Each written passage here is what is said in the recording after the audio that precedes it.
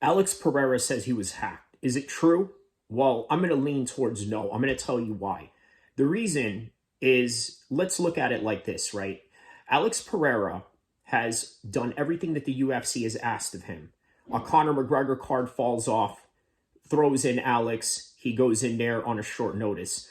Another superstar falls off through an injury. Here comes Alex, rescuing the entire show, headlines the entire pay-per-view, and gets another knockout. Does the UFC another favor, takes on a dangerous challenger, and Ankalaev loses a 5-round decision. Of course, some will look at it as controversial and it could have gone the other way, but nonetheless, he was in there. He was in the fire. He won some, he lost some, and he won more some than he did actually lose one.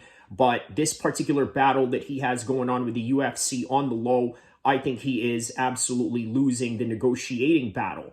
Now, why do I say that? Because obviously the message that he spoke about, where he was unhappy with the UFC, he was unhappy with the situation, he felt like whatever it is that he was going through was not being appreciated. And so he feels the need to possibly retire, because what else is there to accomplish? Alex has already gotten 2 multiple belts in not only glory, but also in the UFC. It's a great career, both in kickboxing and MMA. And on top of that, I'm sure he's made plenty of money to retire, but that's neither here or there. What I'm saying is that when it comes to leverage, hey, he has some kind of leverage in terms of getting out of a situation that he doesn't want to be in. Now, what is it about this situation that he doesn't want to be in? Well, we're not really sure, right? And again, there's a lot of cryptic message going on here, but it is, however, on the internet, and you know how they say, right? Whatever is on the internet is there forever, and it's going to be there for people to scrutinize in every kind of way. So look at it like this, right? Alex Pereira has been a good soldier for the UFC, but the UFC is bigger than every individual. The quintessential term, nobody is bigger than the program.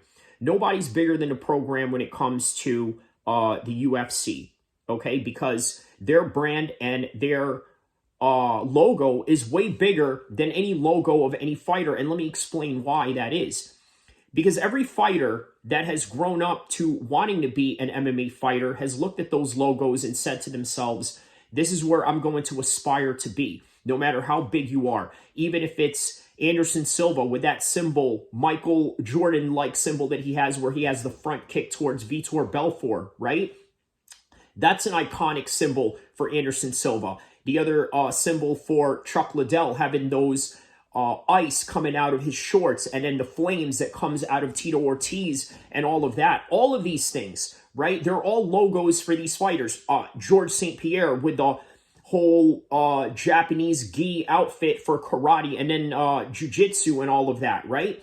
All of these things, yes, they are a logo for each and every one of these fighters. But remember this.